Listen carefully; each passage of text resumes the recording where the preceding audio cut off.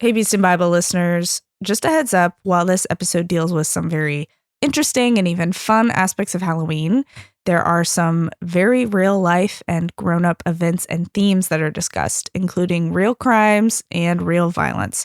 So please use discretion. Okay, here we go. The iconic and chilling theme from John Carpenter's 1978 Halloween is one of the most well-known scores in the world. It's the kind of music that makes you run up the basement steps a little faster, or hurry home from your evening walk in order to bolt the door and close the blinds. It's the music that heralds a film that took what had largely been a holiday for kids and mischief and gives it a sinister, murderous twist, specifically putting a knife in the hands of Michael Myers, a young boy out trick-or-treating who turns into a supernatural serial killer. It's a film that forms one of the many threads that leads to the moral panic of the 1980s and forever casts a darker hue on the ancient All Hallows' Eve. Whether you've seen the movie or not, or whether you like it or not, the film has shaped your perception of the annual autumnal festivity of fear. Helping us sort out the history of the holiday is Halloween scholar and author Lisa Morton. We now return to the conclusion of my interview entitled Trick or Treat, Interview with a Halloween Expert. I'm Dr. Seth Pierce, and welcome to the third episode of our Halloween series on Beast and Bible.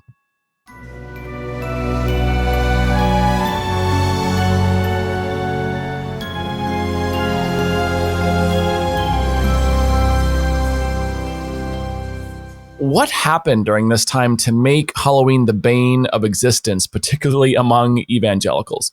That's a really good question. I think that there are two things. One is that in the whole mid part of the 20th century, there was only one significant history book released on the holiday, and it was the book I mentioned earlier called Halloween Through the Centuries. It is not very accurate, and it obviously takes a somewhat almost a fundamentalist look at the holiday. And by the time it's done, it's one of those that perpetuates the based on the worship of a Lord of Death thing. By the time you reach the end of that book, it says something like it calls Halloween the most depraved of holidays or degraded or something. And that particular book being the only one that was published in the middle of the 20th century finds its way onto these many library shelves, becomes the go-to book for years until the 90s. And so I think that helped to perpetuate that myth. And then in the 70s, Halloween starts to get reclaimed by a lot of adult counterculture movements, and you get pagan groups coming in and turning it into a major celebration, and LGBTQ plus groups coming in and taking it over in things like the Greenwich Village Parade in New York. And then the sort of adult transformation of it completes at the end of the 70s with the release of John Carpenter's Halloween. I met this 6-year-old child with this blank, pale, emotionless face and the blackest eyes, the devil's eyes.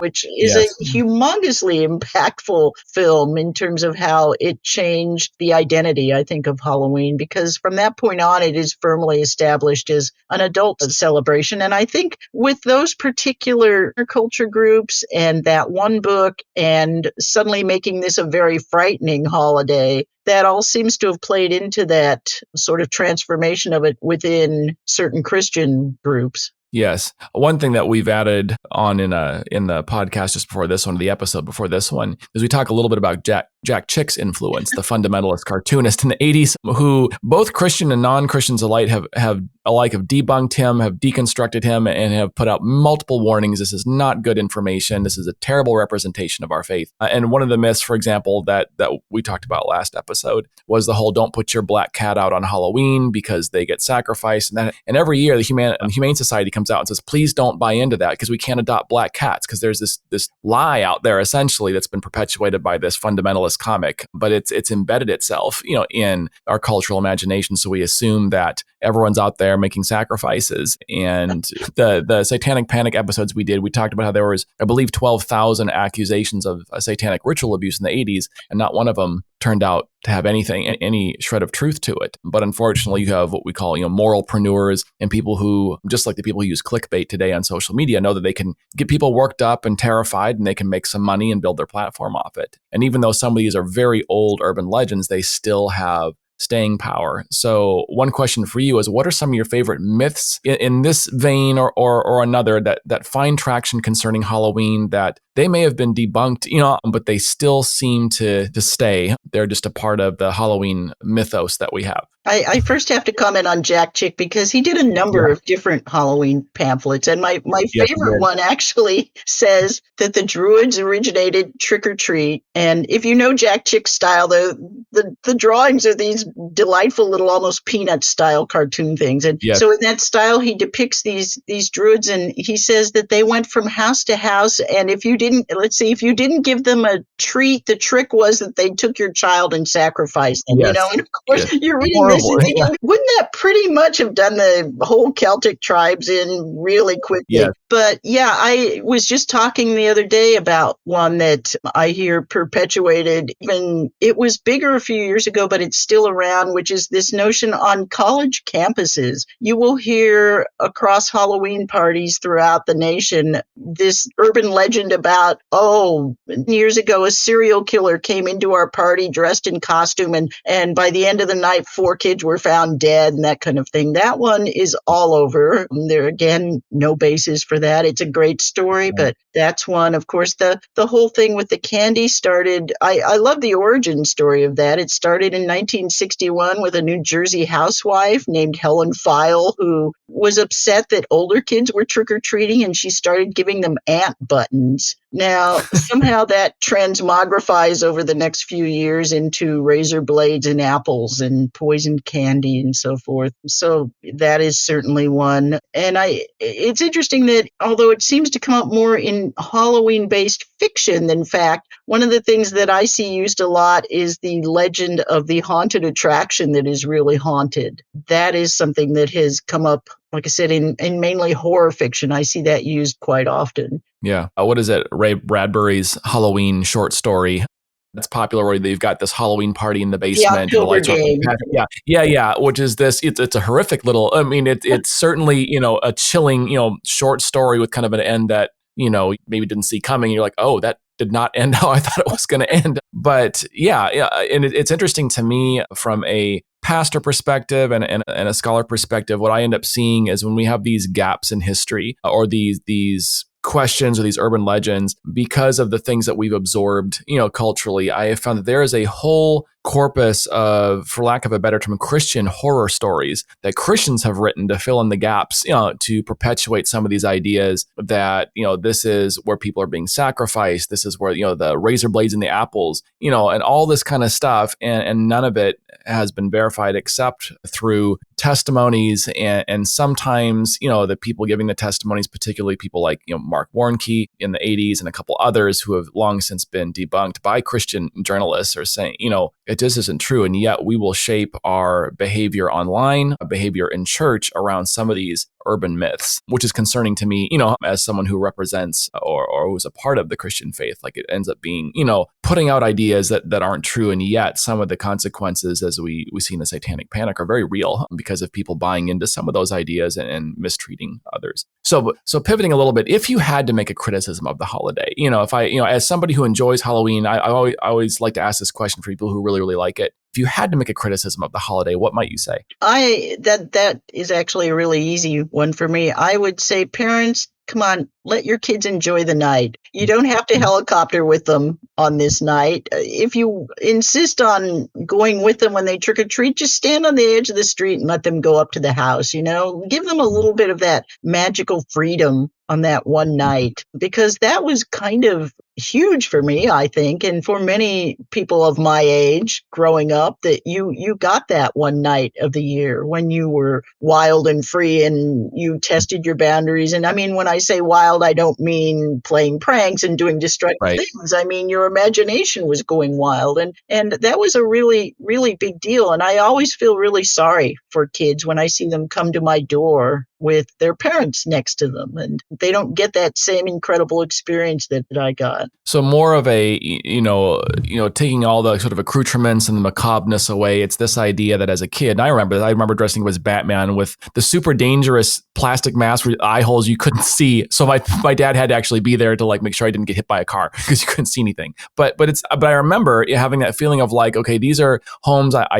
These are strangers, right? I don't talk to them as a 6-7-year-old. I don't walk up to people's homes. I have nothing to say. Well, why would I do that? But this is that one moment where I have free reign as a kid. Everyone, they have to give me candy. They have to open the door. I have a little bit of control and a freedom, and autonomy to move around and feel empowered, and so that's kind of, don't take those moments away from a kid. You're like, all right, this is that one night a year where you can go out and just, walk up to that door, say the phrase, get your candy, and Plus, just give people a little space. If you knew the neighbor, it was fun too, because then it was like, oh, they don't know who I am. They think I'm Batman. They think I'm Dracula, whatever. Yeah. Or He-Man, that was big in the 80s. I remember being He-Man at least once. And and it's that other feeling of that we all go through as children, as adolescents. I'm playing with identity. Who am I? So you're literally trying on a costume, trying on a mask, and saying, is this something that fits a piece of my personality or not? Maybe I'll do something different next year. But that kind of independence and freedom. So what do you think draws people to the holiday? And I'm sure there's many reasons, obviously, and maybe asking the inverse of that. We've already kind of talked about sort of the macabre narratives out there, which certainly would turn people off. What do you think draws people to the holiday, and what do you think maybe pushes people away from it? Well, I think that may be the same answer, which is that I think it has survived for the same reason that ghost stories and horror movies and haunted attractions have, because it gives us a very safe place to test our fears, to test our limits. It's possible that is a sort of buried survival instinct, that we test ourselves in this safe situation and we say, oh, you know what? I survived that. Maybe I'm a little stronger than I thought I was. And I think that fear testing is something that a lot of people love, and a lot of people are afraid of testing their own feet, I guess. Maybe they fear the sense of failure that they might encounter, or they just don't like the experience of being afraid. And I think that also Halloween has become an incredibly creative holiday. I think it is more so even than Christmas. And it involves everything from, you might make a costume, you might make your front yard over, you might make your face over, your workplace, all kinds of different creative things go into it. And quite often those creative activities are involving a family. So it gives your family a chance maybe to bond together. And again, Christmas has become so commercialized at this point that it's something that I think is almost missing now from that holiday, but it certainly is very much in place in Halloween. Yeah. Well, so are there any legitimate dangers to Halloween? And we've talked a little bit about this before too. I'm thinking specifically of haunted attractions like McCamey Manor. Put those hands up. Why are you crying? Why are you crying? It's all over for you, okay? This is sort of the go-to example. I remember years ago watching a documentary on this, and you've got a piece on this that we'll actually put in our show notes so people can read it. There's like the haunted house at the county fair, and then there's like these other things that are basically hands-on torture, which are really disturbing. And then you have the Christian version. Sometimes they're called Hell House or Judgment House, which carries its own set of problematic issues. What do you think? Are there any dangers to the holiday? Well, I think with something like McCamey Manor, which is the extreme outlier of extreme haunts, and extreme haunts are those in which you can be touched. Typically, with an extreme haunt, you are asked to sign a waiver before you go in. They give you some idea of what you're in for, but it might go farther than you expect. I personally am not a fan of extreme haunts because for me that is not the same experience. And the piece you mentioned, one of the things I talk about in there is that there is actually hardcore physiological data to suggest that we don't receive the experience in the same way. It's people who are professional Halloween haunters will say those are not haunts, that they are actually a sort of survival or endurance test. They are not the experience of, oh, it's fun to be in a safe place where I know I can't really be hurt or touched or whatever. And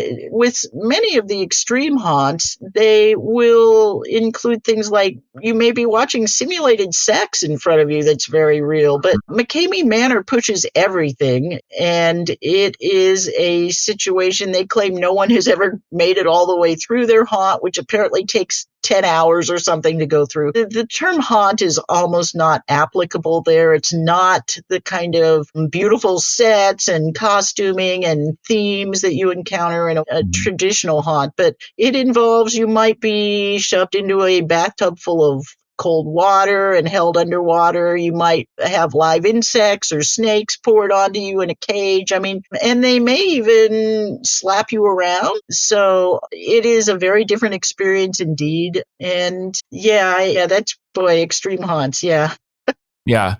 Yeah, so kind of summarizing what you said initially about the fear testing. So I think of like a high ropes course, which I've done a few of these in my life, where you're clearly clipped in, you're safe, but it's terrifying. You're 20, 30, 40 feet in the air and you have to jump and leap. And so you're confronting, like I've got a fear of heights. So I'm very safe, but I still feel that fear. So it's a way to kind of confront and overcome. So a lot of people are saying, all right, I'm in a situation, whether it's trick-or-treating or whether it's a sort of the pumpkin patch haunted house where it's scary, but it's safe, it's well controlled. But then there's this other extreme, I'll put haunts in quotes, where I'm actually literally being tortured and abused for somebody's, enjoyment, somebody, not mine, to see how far I can push myself. And that's not really, you're saying that's not really, that's a different genre. That's something completely different. Yeah. And in terms of getting back to your original part of that question, the whole dangerous side of Halloween, I mean, aside from the obvious, hey, don't wear a dark costume and go on a dark street kind of thing, there really isn't much about it that is genuinely dangerous. It really is a somewhat playful holiday. The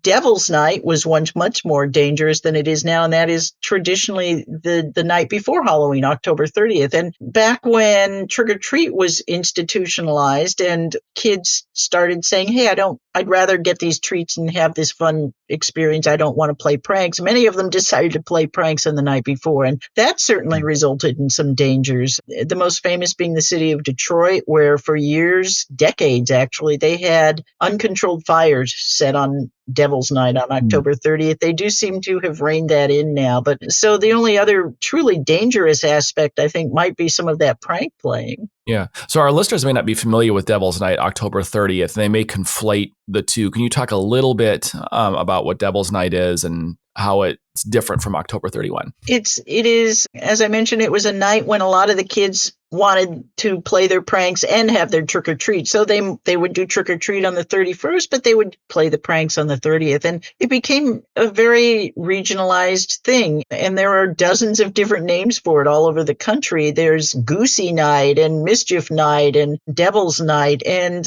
most of us know it from that history in Detroit, where it became just incredibly destructive for many, many years throughout, especially I think the 1970s and the 80s. And Detroit has since instituted a lot of civic policies that have brought it much more under control. But so, yeah, it was just a night when the kids were out doing pranking that occasionally became out and out vandalism. And I mean, it still is that night. That still is practiced throughout much of the country. So getting back to, or staying on this question of danger, looking at the Christian, Christians have finding something popular and kind of making it their own. I mean, and to some degree, maybe we all do that, but they have these, what they're called hell houses or judgment houses. And it's like the Christian variation. And I know I've got my opinion, as a pastor. Do you see any risk of religious trauma happening, where perhaps they're just trying to say, hey, this is our version of it using our worldview, but maybe as a byproduct, we're actually legitimately religiously traumatizing attendees, especially children who are going through this. Do you see any difference between kind of a general pumpkin patch haunted house and a church running a hell house or a judgment house? Yeah, we probably should describe a little about how the hell houses work. They are very different in design from a traditional haunted house. And by the way, if you haven't seen it, I'm assuming you have that fantastic documentary, Hell House. What about the rest of us? What are we supposed to do? You each had many chances to respond to my call on the earth. Remember the times that people tried to tell you about me? They showed you my son who died on the cross for your pain. The blood of my son would have covered your sins, but you chose the easy way out. Since you rejected my son, you have no place in my kingdom. Depart from me. I do not know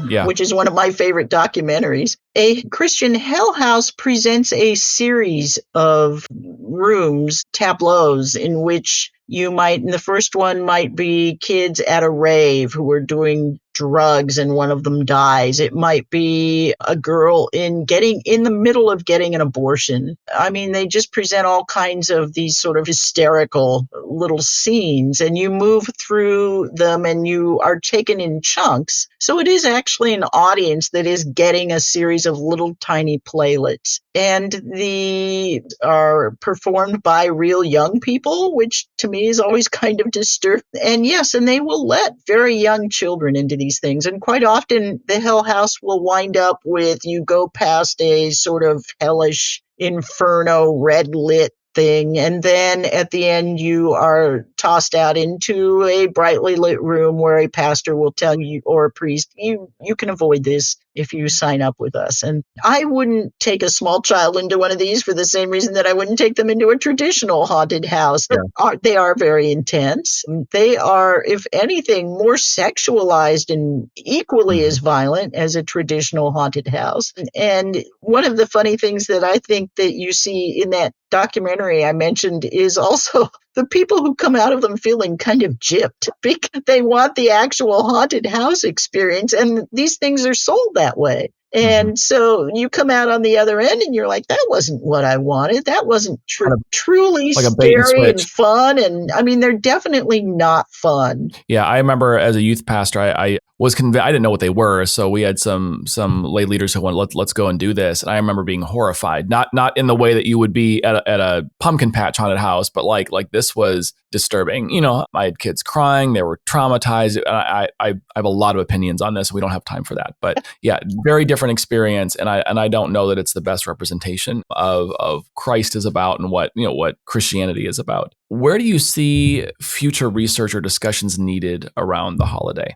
That is a great question. And my theory is that the part of it that we know the least about is the earliest version of it. And those Celtic missionaries, the missionaries rather going to the Celtic tribes, and how the church functioned with all of that, and why the date was moved from May 3rd to November 1st. And I suspect that the next major leap, if there is one, to be taken on Halloween research will involve someone who is in the archives, probably within the Vatican, who is versed in Latin and is going through very old manuscripts and coming up with some answers to some of this. And I wish that was me, but obviously it's not. Yeah, the idea of like being kind of a Gandalf situation where you're deep in the archives looking through these ancient manuscripts trying to find, yeah.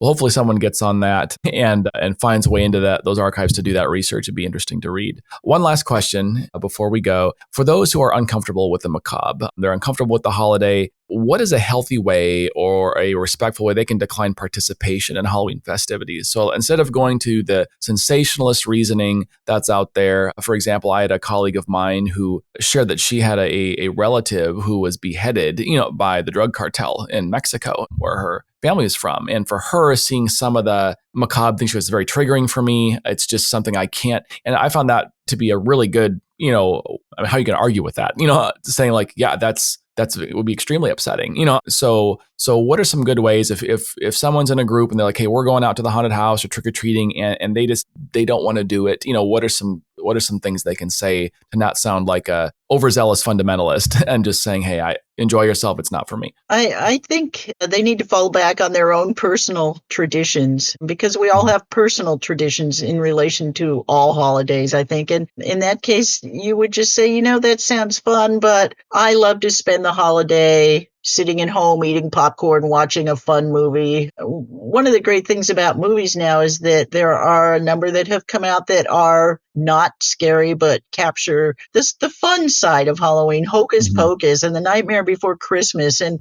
Halloween Town. So you can certainly use those as an excuse, or maybe you have a young member of the family. Hey, I'd like to spend the day with my niece, my little sister, whatever. Yeah. No, those are good. And I think we're getting more and more because of the emphasis on consent on so many things where people feel maybe less comfortable pushing others to do things that they want to do. We still have a lot of work to do, but more and more I have found that even just a simple, no, it's not my thing. People don't push as hard. They don't coerce as hard.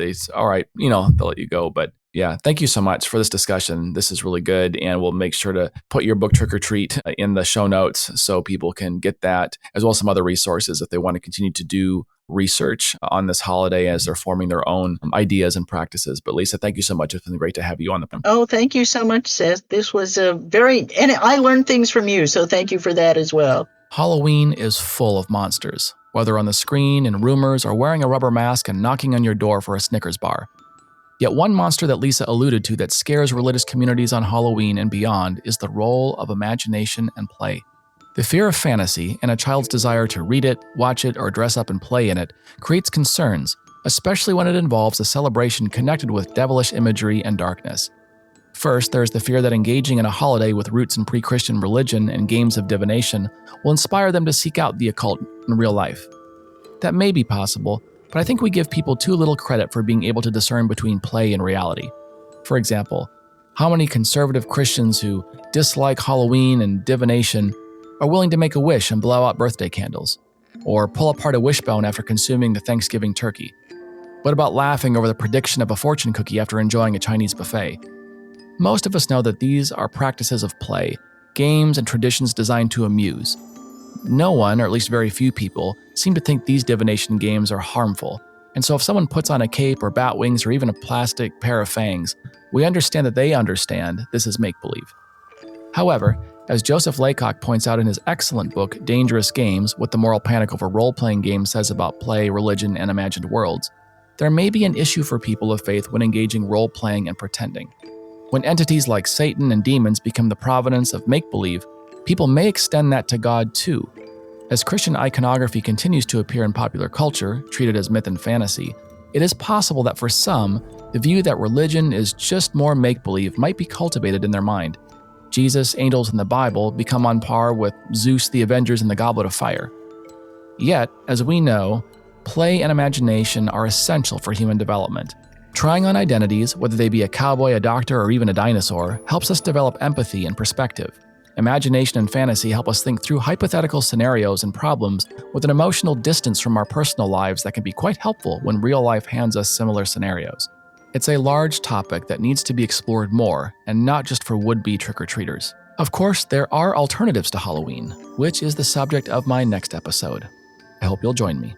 Thank you for listening to Beast and Bible. Beast and Bible is written, researched, produced, and hosted by Dr. Seth Pierce. Ethan Geck is our editor. Logo design and social media by Chelsea Ernina. Equipment and tech help from the dynamic duo James Gigante and Stephen Husett. Producing and project help from me, Heather Moore. Thanks for listening to Beast and Bible. Tell your friends about us, and don't forget to leave a nightlight on after dark.